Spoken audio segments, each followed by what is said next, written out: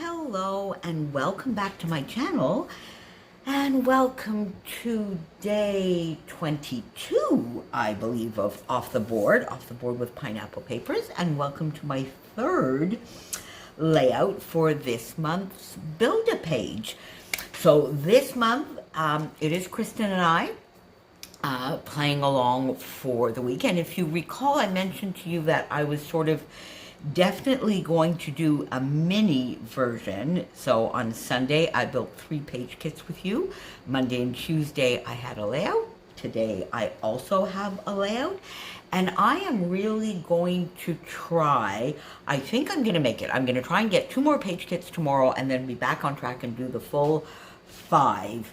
So another layout on Friday and Saturday. That is definitely the plan.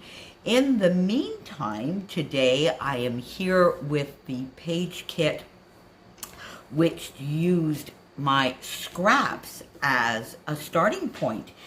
And the pin that I chose to go along with that, you can see it up here in the corner, is sort of that quilt pattern, which basically is exactly how I built this area on the white cardstock. So my original idea was to do exactly that. I never really intended to do, sort of more than one row of that sort of quilt pattern up here on the top. But originally, I also wanted to do a shorter, about a half size version of it here down at the bottom. And then when I started doing that, I didn't really like it. And I went to sort of an old standby of mine. And I think this type of a bottom was something that came to me through one of the classes I took. I think it might have been a Stash Bash, one of the Stash Bash or layout paloozas, but I think it might have been a Stash Bash, to build this kind of thing at the bottom. And when I started building that, I liked it a lot better. So I used the same papers, the same scraps that I did show you on Sunday when we were building the kit, except that this way I just built a little shelf down here for the layout. And I sort of like the effect that that gives a lot better than another vertical half row as I had originally thought of. So I got that down. I just cut 1/2 inch off 2 sides of my cardstock here so that I could mount it on this lovely blue pattern paper in the background that brings out the blues and matches the blues in my scraps. Got some reds down there, so I got that down, and then I got the bottom down here done. Mounted my photo. So this is basically about the semi-finals at Wimbledon and how one of our Canadian players made it to the semis. We actually had 2 players in the quarterfinals, which is something that has never happened in Canadian tennis history, to have 2 Canadians at the Wimbledon final. We did have a Canadian in that made it all the way to the finals, Raonic, I think in maybe 2014.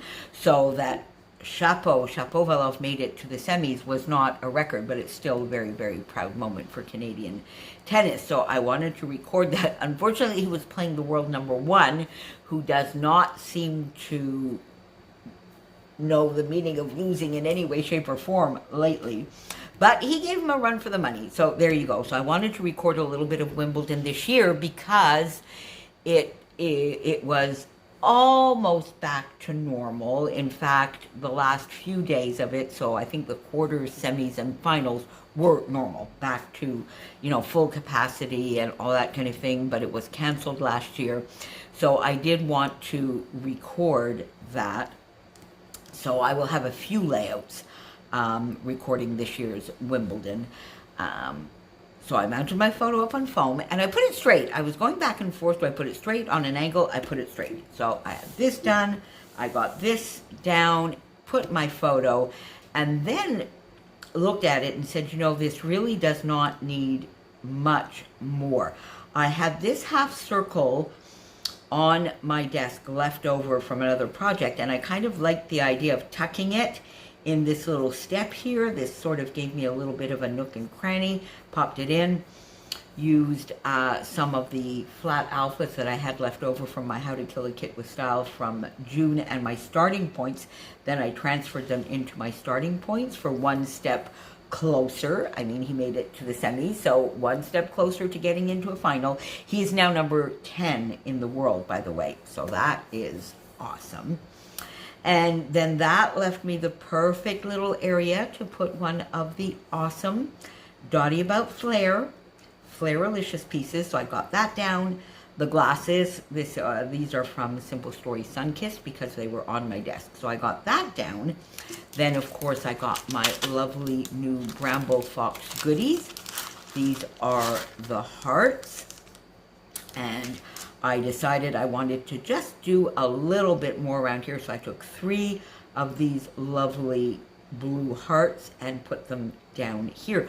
So that gave me a bottom class, and quite honestly, I almost stopped there, but then I said, no. Helen, you popped into my head, and I said, no, I need to do a little something up at the top, even if there is pattern paper, but smaller. So I went in and I got one of the Nicole Jones 911 viewfinders in the red, popped another gorgeous Dotty About Flairalicious piece, got 2 more of the gorgeous Bramble Fox hearts, and made myself a little cluster there.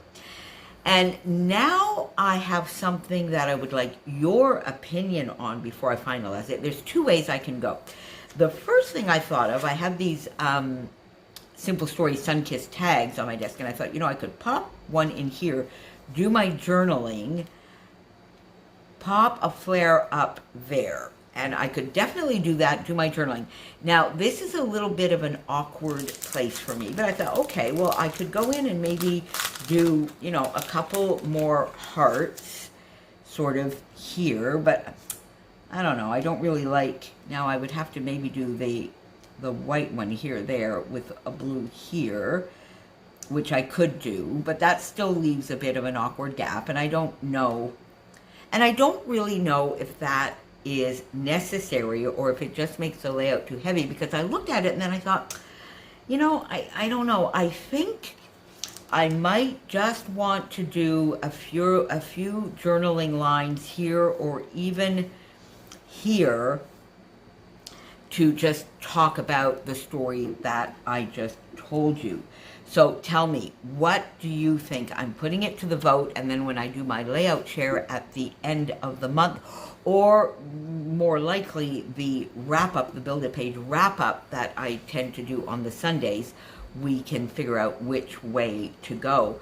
So leave me your vote down below. So I go all out and I put the tag with a flare and a couple of hearts, or is that too heavy?